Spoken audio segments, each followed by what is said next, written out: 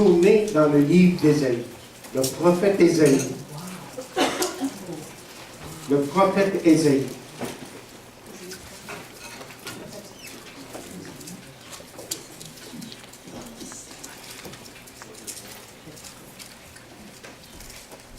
Septième chapitre.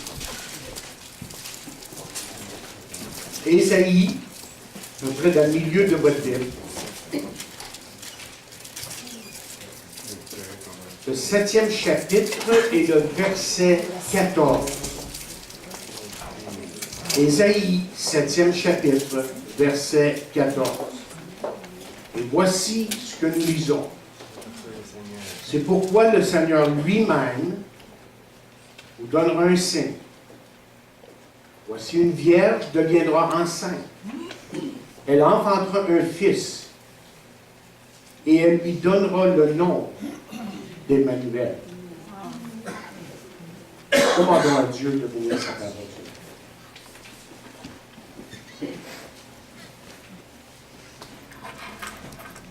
Notre Dieu, nous venons à toi et nous savons que ce que nous avons devant nous, c'est ta parole. C'est ta divine parole.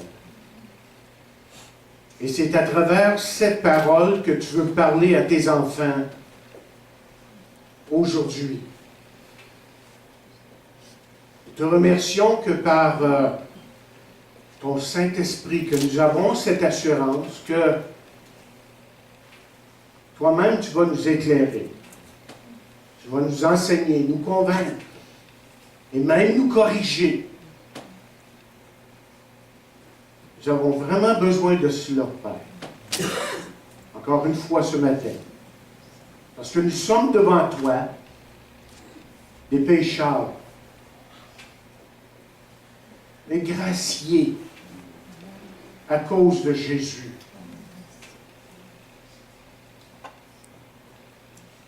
Et notre prière ce matin, notre prière, c'est que tu sois capable, parce que tu es capable, de transpercer le cœur le plus difficile, le plus dur, le plus indifférent. Nous savons que par ton Saint-Esprit, que tu vas agir et que cette parole soit pour notre édification et pour ta gloire, nous prions. Amen. Amen.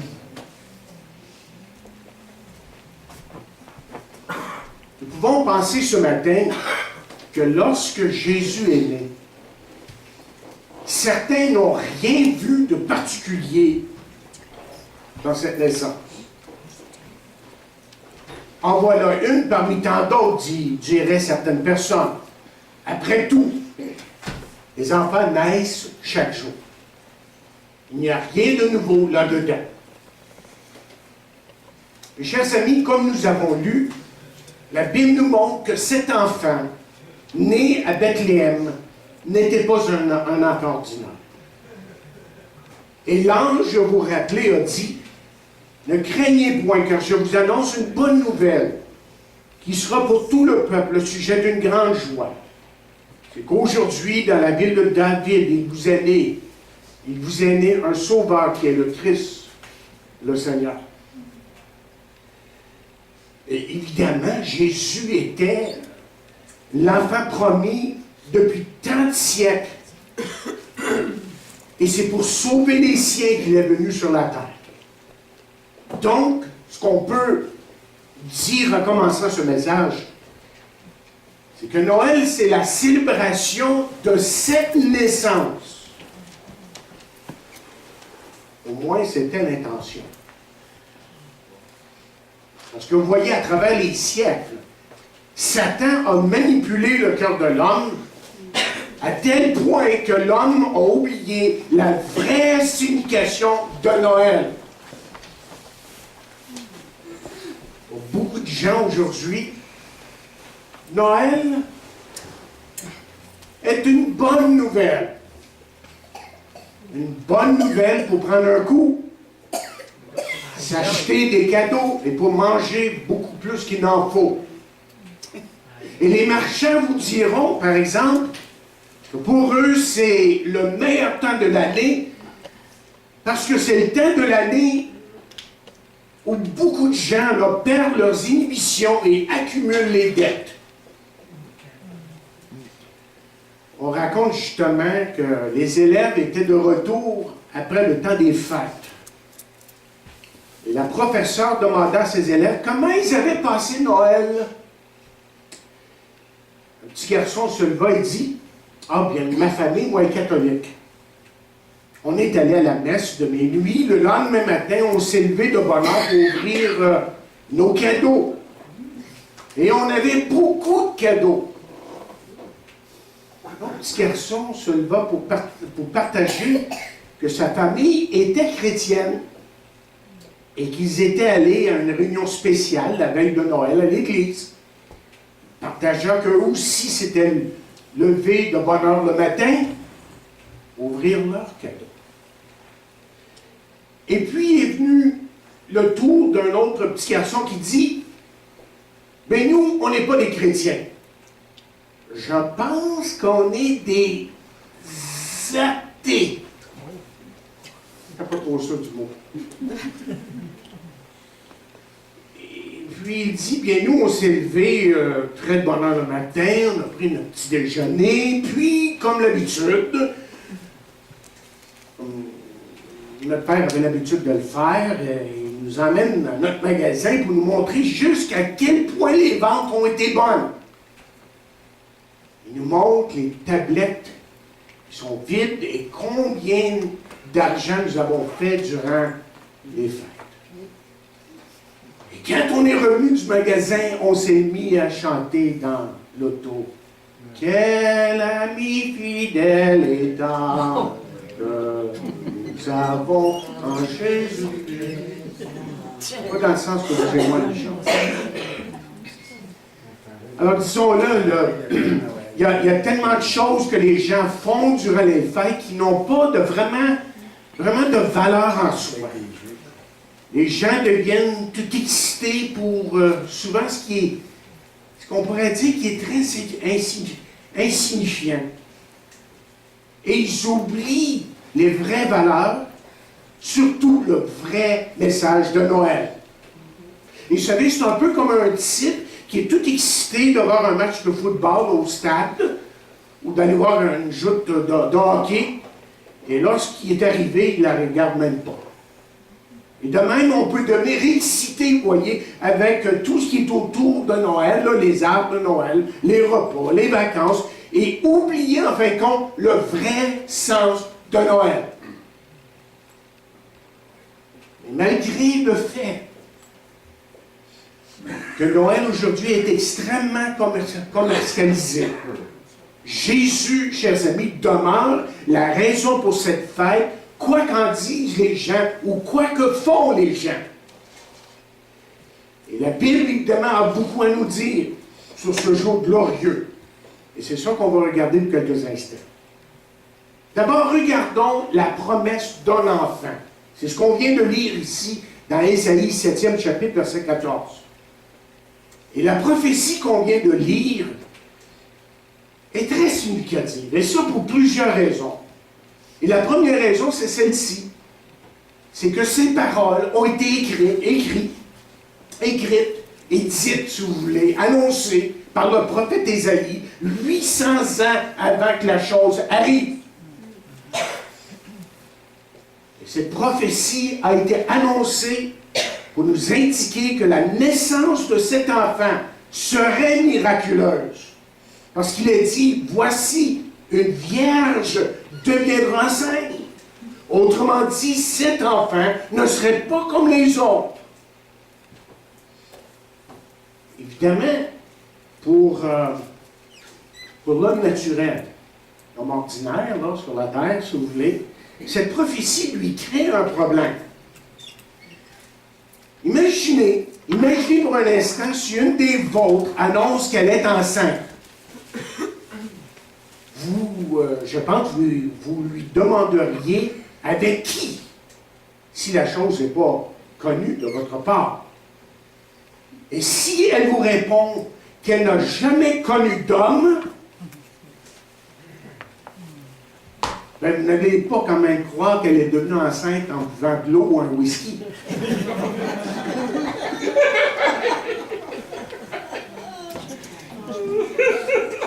Comment dit, la nature nous dit qu'une jeune femme qui est enceinte n'est plus une vierge.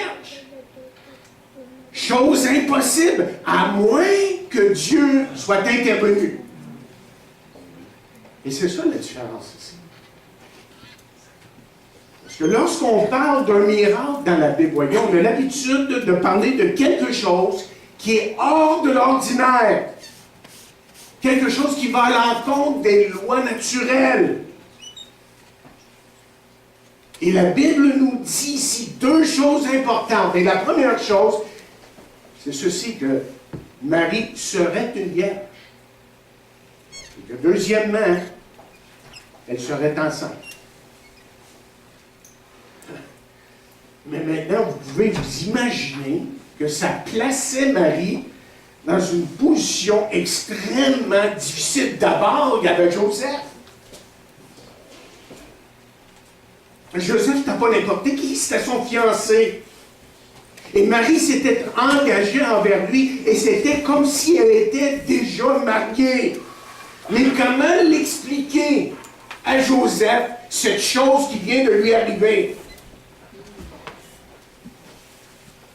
Et courageusement, si vous voulez, Marie est allée voir Joseph pour lui dire ce qui venait de lui arriver. Et Joseph, lui, a réagi probablement comme n'importe quel homme, n'a tout simplement pas cru. Point à la ligne. Et tout ce qui lui venait en tête, là, je peux m'imaginer le soir qu'il se promenait. Après le sang, ça tient la route, cette affaire-là. Probablement, c'est comme ça qu'il s'est promené. Il s'est demandé, mais qu'est-ce qui est arrivé exactement? Comment est-ce qu'une femme peut devenir enceinte sans avoir connu un homme? Une bonne question, hein? Mais voyez, maintenant, c'était au tour de Dieu d'agir. Et Dieu a agi. Vous connaissez l'histoire. Dieu a envoyé son ange pour lui dire que Marie lui avait dit effectivement la vérité. Et vous savez, ce qui est merveilleux de l'histoire de Noël, c'est ceci. Ce qui rend l'histoire de Noël, le récit de Noël si fascinant, c'est que ce récit est rempli d'un miracle. Parce que vous voyez, à Noël, il y a eu une intervention sans équivoque de Dieu dans l'histoire de l'homme. Et les miracles se sont succédés l'un après l'autre. Alors imaginez pour un instant comment ça va être quand Jésus va revenir chercher son Église. Oui, mais Marie avait un autre problème. Il n'y avait pas juste Joseph comme problème. C'est comment convaincre les autres ce qu'elle vivait. Parce que vous savez très bien, je n'annonce rien de nouveau, c'est pas la première fois que c'est dit, que dans ce temps-là, une jeune fille qui était trouvée enceinte hors mariage était littéralement mise à part des autres. C'était très mal vu, ça. Et on peut se supposer que pendant plusieurs années, là, certains l'ont regardé avec soupçon, suspicion. Qu'est-ce qui est arrivé exactement là? Et c'est pour ça que quelqu'un, dans un commentaire que j'ai lu il y a quelque temps, a suggéré que peut-être c'est la raison qui a poussé Marie à demander à Jésus de faire un miracle aux noces de Cana. Vous vous rappelez de ce récit-là, hein? Jusque-là, Jésus n'avait pas fait de miracle, dit la Bible, parce que c'était son premier miracle. Et Marie, voyez, devait savoir, elle devait le savoir, elle, que Jésus allait faire des miracles et que Jésus allait faire beaucoup de miracles.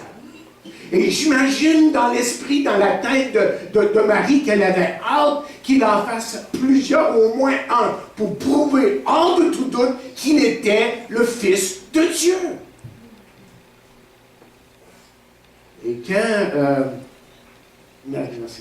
quand Marie a demandé à Jésus de faire un miracle, quand Marie lui a demandé à Jésus de faire un miracle, mais il lui a répondu tout simplement que ce n'était pas son heure.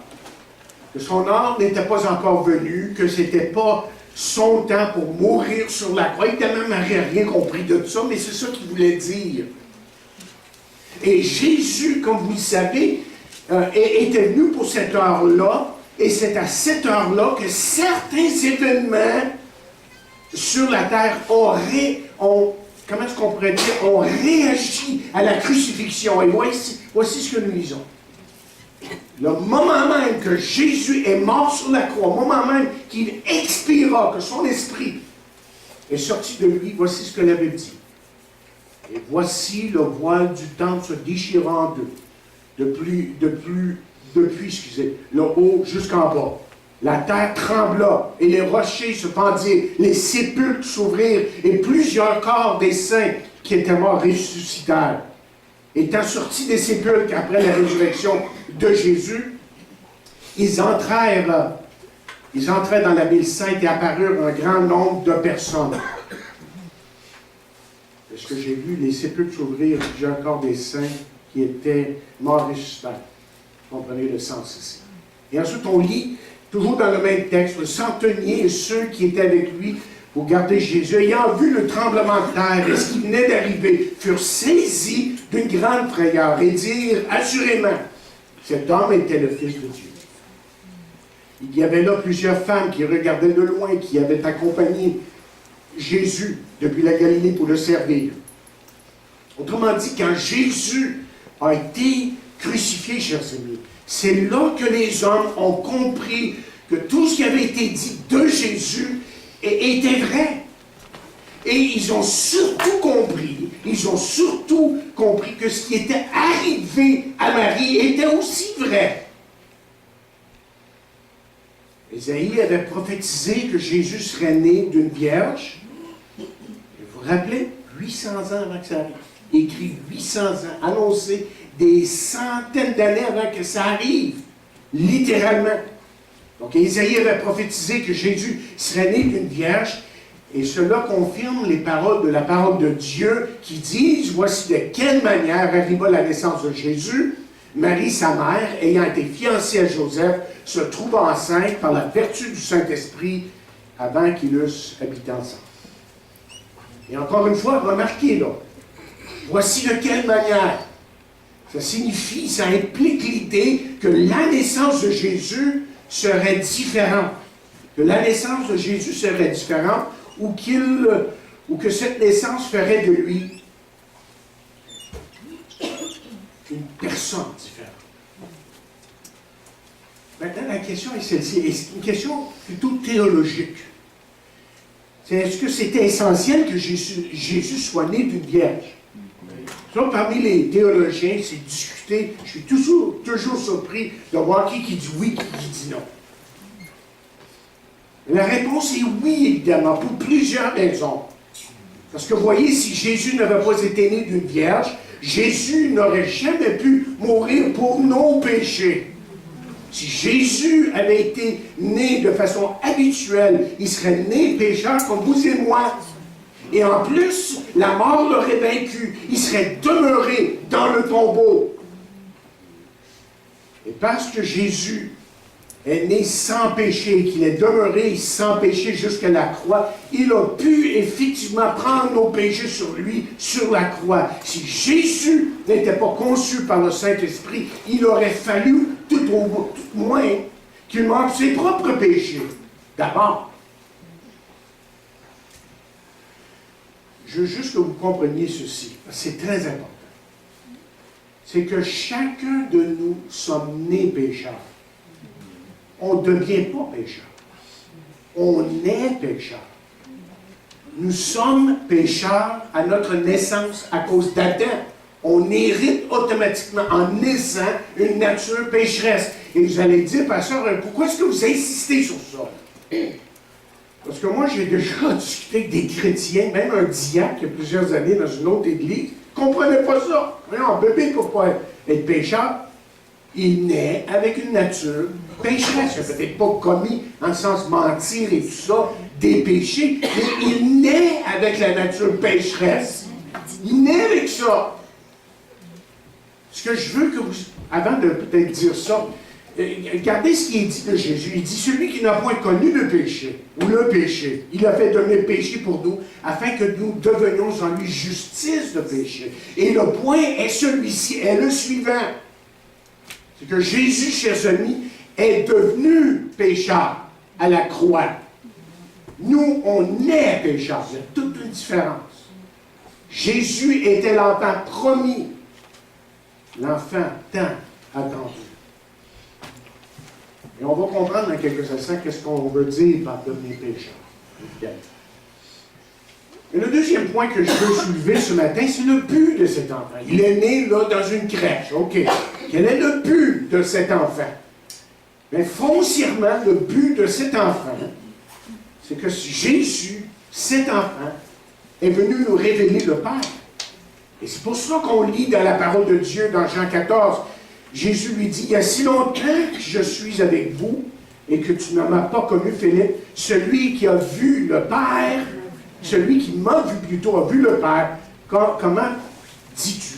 Oui, comment dis-tu? Montre-nous le Père. » Un soir, une maman mettait son petit au lit quand celui-ci demanda de garder la lumière de sa chambre ouverte. Sa maman lui dit qu'il ne pourrait pas dormir avec la lumière ouverte et qu'il n'avait pas à avoir peur parce que Dieu était avec lui.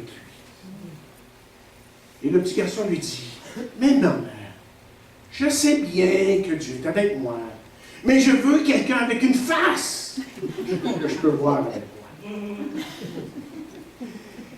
Savez-vous que c'est exactement ce que Dieu a fait? C'est exactement ce que Dieu a fait en envoyant son Fils dans ce monde.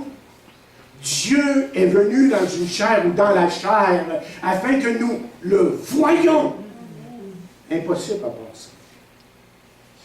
On nous raconte qu'un jeune garçon était triste parce qu'il était différent des autres garçons.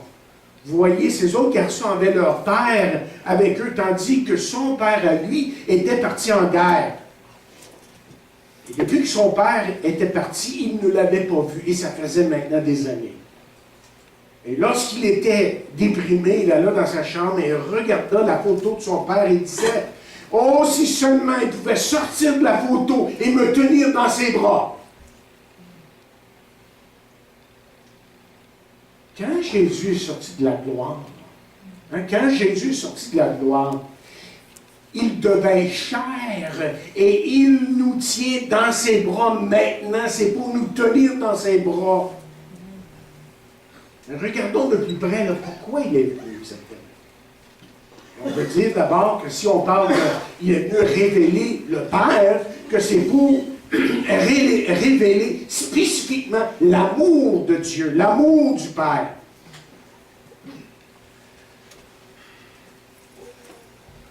Écoutez, quoi qu'il vous arrive, l'une des choses que je veux que vous saisissiez, c'est que Jésus sait exactement par quoi vous passez. Il est devenu chair et Jésus a souffert. Quelles que soient les choses que vous avez vécues. Pendant des années, moi et Barbara, et même toute la famille, à l'heure du souper, on regardait une émission des Walton. C'était notre émission familiale. Mission d'une famille aux États-Unis, famille peut-être chrétienne, en tout cas la mère l'était. Je ne sais pas si les autres l'étaient vraiment, mais oui, en tout cas, il y avait une apparence jusqu'à un certain point, jusqu'à un certain point religieux, aller à l'église tous les dimanches et tout ça. Et je me rappelle dans un épisode que Marie-Hélène a perdu son mari à Pearl Harbor, rappelez la Deuxième Guerre mondiale, là, lorsque les Japonais ont bombardé à Hawaï, Pearl Harbor, il y a eu des centaines qui sont morts. Et en regardant cette émission-là, je me suis dit, bien, je peux certainement sympathiser avec elle. mais je n'ai jamais perdu de quelqu'un aussi proche que mon conjoint, ma conjointe, évidemment, Barbara. Mais la bonne nouvelle, c'est que tout ce que vous avez souffert, Jésus l'a souffert. Parce que Dieu a perdu son Fils sur la croix du Calvaire. Il n'y a rien de pire que de perdre ce qui est le plus proche de nous. Un jour, l'intellectuel était en train d'aborder une question extrêmement difficile. Et voici la question. Comment un homme peut-il connaître un Dieu infini? C'était ça sa question. Posant la question à un chrétien, qui lui pointa, on nous dit du doigt un endroit où se trouvaient des milliers de fourmis. Et le chrétien s'est tourné vers lui en pointant l'endroit et lui demanda, mais comment est-ce que je peux expérimenter ça? Comment est-ce que je peux expérimenter ça? Et là, l'intellectuel, il s'est mis à réfléchir. Comment est-ce que je peux expérimenter ça? Oh, il dit, c'est en devenant une fourmi. C'est en devenant une fourmi. Exactement. C'est que Jésus, en venant sur cette terre, a, je ne sais pas si je le dis correct, là, mais a voulu vivre votre expérience. Il a voulu sentir votre cœur brisé. Et c'est pour ça que finalement, l'auteur aux Hébreux peut nous dire que nous n'avons pas un souverain sacrificateur qui ne puisse compatir à nos faiblesses. Au contraire, il a été tenté comme nous en toutes choses, sans commettre de péché. Et remarquez que le texte nous dit qu'il a été tenté en toutes choses comme nous, seulement il n'est jamais tombé dans le péché. Ça nous amène au but. Pourquoi est-il venu exactement? Son but était de nous racheter, évidemment. Et dans Apocalypse 5e chapitre, nous lisons, il chantait un cantique nouveau en disant, « Tu es digne de prendre le livre, d'en ouvrir les sceaux, car tu as été immolé, tu as racheté pour Dieu par ton sang des hommes de toute tribu, de toute langue, de tout peuple et de toute nation. » Wow. Bon calviniste.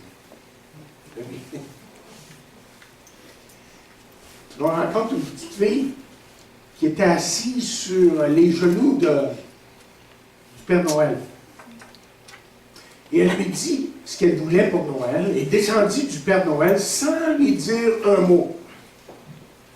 Sa mère la regarda et lui demanda, mais est-ce que tu as oublié quelque chose? Et la petite fille se tourne vers le Père Noël et lui dit, mets-le sur le compte.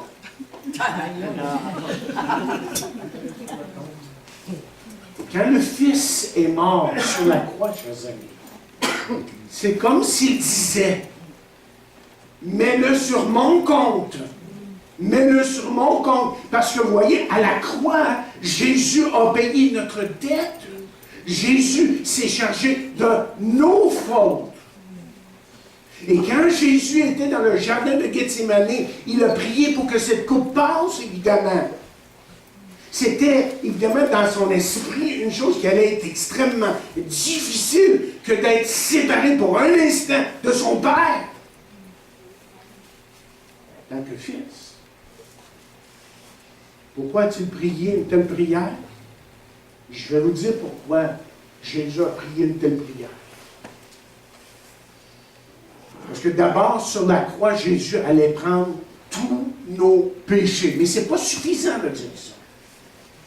Ce qu'il faudrait rajouter, c'est que lorsque Jésus-Christ est mort sur la croix, lui qui n'avait jamais menti, a pris tous vos mensonges. C'est comme si lui-même était devenu un menteur. Lui qui, de toute l'éternité, avait connu l'amour du Père, l'amour agapé, qui avait baigné dans cet amour durant toute l'éternité, allait maintenant porter toute la haine sur lui, comme si lui-même était rempli de haine. Et sur la croix, Jésus a pris tous nos péchés. Il est venu afin que tous nos péchés soient mis sur son compte, sur lui. Imaginez si quelqu'un prenait votre carte de crédit et se mettait à dépenser comme il le voulait. Et j'ai découvert cette semaine, avec ma carte de crédit, d'aller faire réparer le monde. La femme, elle passe devant le... Même pas toucher l'appareil, juste assez proche, là, puis ça charge. Je pense qu'en bas de 55$. J'ai dit, wow! Il ne faudrait pas perdre sa carte. Merci. Puis j'ai dit, est-ce que je signe? Non, tu ne signes pas. Ah oui? Wow! OK. Je me dis, on va faire très attention maintenant à notre carte de crédit, parce qu'il n'y a même plus de signature, puis il n'y a même plus de numéro pour un certain montant d'argent. Faites attention à vos cartes de crédit, merci. Imaginez si quelqu'un prenait votre carte de crédit et se mettait à dépenser comme s'il voulait. Vous diriez que c'est une chose qui est inacceptable, et je suis d'accord avec vous, tout à fait. Mais pourtant, sur la croix du Calvaire, voyez, tous vos péchés ont été placés sur Jésus. Et aujourd'hui, les péchés de l'homme continuent à être mis à son compte, comme si rien n'était. C'est la raison pour laquelle il est venu. Il est venu révéler Dieu pour nous racheter. Mais supposons que vous aviez un cadeau pour quelqu'un que vous aimiez. Et vous lui donnez le cadeau, et à votre grande surprise, cette personne-là le refuse. Je pense que vous seriez peut-être insulté un petit peu, ça. Un petit peu. C'est exactement ce qu'un individu fait lorsqu'il tourne le dos à Jésus-Christ. Lorsqu'il refuse le merveilleux don de la vie éternelle que Dieu lui donne à travers son Fils. Il y a un mendiant qui demanda 25 sous alors qu'un avocat passait devant lui un jour.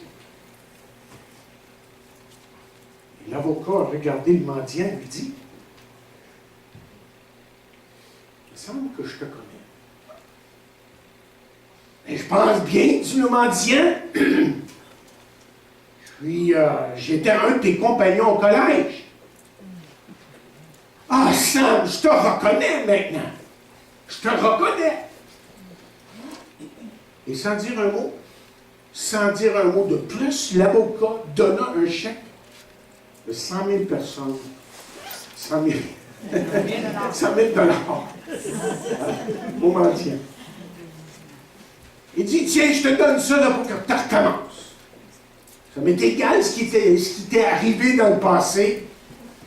Ce qui compte, c'est l'avenir. Et là, il est parti. Et larmes ont coulé sur les joues de ce mendiant, et il s'est rendu à la banque. Mais arrivé à la banque, il s'est arrêté. Il a regardé à travers la vitre. Et là, il a vu des gens très bien habillés. Cravate et tout, belle robe et tout le reste. Et il regarda. Il a commencé à se regarder, lui. Il a commencé à regarder ses vêtements, tout déchiré, et il se dit à lui-même que le caissier n'accepterait pas le chèque. Impossible, pas habillé comme ça. Donc il est parti. Il n'est pas rentré. Le lendemain matin, il rencontra de nouveau son ami, l'avocat. « Ah, Sam, dit l'avocat, comment ça va? » Comment ça va? Tiens, qu'as-tu fait avec le chèque que je t'ai donné? J'espère que tu ne l'as pas dépensé inutilement. Oh non, dit le mendiant, tandis qu'il sortait le chèque de sa poche en lui disant pourquoi il ne l'avait pas changé. Et l'avocat lui répondit, écoute ça. Écoute-moi bien ça. Ce qui fait que ce chèque est bon, C'est ma signature. Alors, va le changer. Et chers amis, la Bible nous dit que quiconque invoquera le nom du Seigneur sera sauvé. Amen. Vous savez ce qui est arrivé à la croix? C'est que Jésus a signé le chèque. Amen. Jésus a signé le chèque. Votre entrée au ciel est payée. Vous n'avez rien à payer, rien à donner. Vous n'avez qu'à lui faire confiance. Changez le chèque et vous recevrez la vie éternelle. Aussi simple que ça. Arrêtez de regarder si vos vêtements sont propres, si votre passé est pardonné, parce que Jésus, à la croix du Calvaire, a signé le chèque. Il a payé, autrement dit, la dette de vos péchés. Le Seigneur est venu sur cette terre dans le but de sauver, de vous donner la vie éternelle, de vous sauver de ce qui vous empêchait de venir à Dieu. Et il ne regarde pas aux vêtements souillés que nous portons, mais il regarde plutôt le sang qui a coulé sur la croix. Et c'est le sang de Jésus qui sauve. Encore aujourd'hui. C'est ça le salut que Dieu nous offre. C'est tellement simple qu'un enfant peut le comprendre. Vous savez entre vous et moi, là, que les hommes ont compliqué la chose avec la religion. C'est devenu qu'il faut faire ci, il faut faire ça. Et puis là, peut-être que Dieu va nous aimer. Si je vais à l'église, si je fais des pénitences, si je fais ci, si je donne ci, puis je fais ça, puis si je meurs à temps. En tout cas, quelque chose comme ça. Une sorte de condition. Quand la parole de Dieu nous dit que Dieu nous offre gratuitement la vie éternelle. Et ça, c'est pour vous. Dieu vous veut pour lui. Il se tient à la porte de votre cœur, afin que vous receviez la vie éternelle. Dieu, aujourd'hui, se tient à la porte de votre cœur, quelle que soit votre condition, vous, en tant que chrétien. Et lui aussi dit, voici, je me tiens à la porte. Et croyez-le ou non, mais ce verset-là, dans Apocalypse 3:20, s'adresse à des chrétiens d'abord. Souvent, un message, j'ai souvent utilisé ce verset-là comme verset de salut, mais ce n'est pas un verset de salut. C'est un verset pour l'Église. L'Église dans ce temps-là. Voici, je me tiens à la porte et je frappe. Si quelqu'un entend ma voix et m'ouvre la porte, j'entrerai chez lui et je souperai avec lui. Vous savez ce que ça veut dire, souper avec lui? Ça veut dire, je vais avoir une belle communion. On va avoir un festin. On va festoyer. On va vraiment se réjouir du fait que Dieu nous a aimés. Malgré ce que nous étions. Malgré ce que nous étions. Je termine avec cette histoire. C'est une jeune fille qui demandait à ses parents si elle pouvait avoir le privilège de donner des cadeaux sur l'arbre de Noël. Et ses parents acquiescèrent à sa demande et arrivée à Noël, elle commençait à distribuer des cadeaux. À ses soeurs, à ses frères, à ses parents et à elle-même. Et après avoir distribué tous les cadeaux, elle continue à chercher pour d'autres cadeaux. Et là, ses parents lui ont dit ce qu'elle faisait. Et elle a dit, mais où sont les cadeaux pour Jésus? Je pensais que Noël était sa fête. Ah bon, dit-elle, je suppose qu'on a oublié de lui en donner un. Est-ce que vous allez lui donner seulement? Ou allez-vous juste penser à vous-même? Parce que vous voyez, la Bible dit, dans cette saison de Noël, le message principal, c'est qu'un enfant vous est né. Et il est né pour chacun de nous, pour nous donner la vie de Dieu. Dieu Tout-Puissant, je prie pour celui ou celle qui peut-être, encore une fois, se demande, mais est-ce que je dois? Je ne dois pas. Je prie pour ceux qui peut-être sont éloignés de toi. Tu les aimes, tu les ramènes, tu les bénis, tu les pardonnes. Et nous venons à toi humblement, afin qu'encore une fois nous puissions connaître la puissance de ton amour, la puissance de ton pardon pour chacun de nous, Et nous prions dans le nom de Jésus. Amen.